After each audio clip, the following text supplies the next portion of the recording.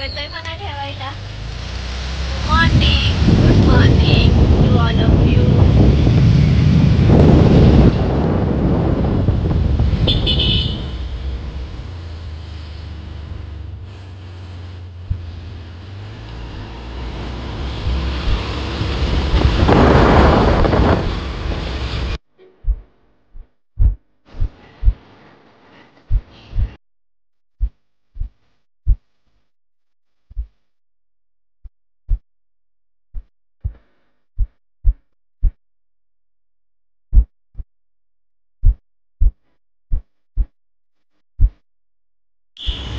Finally माझं काम झालेलं आहे. मी जाते आता घरी.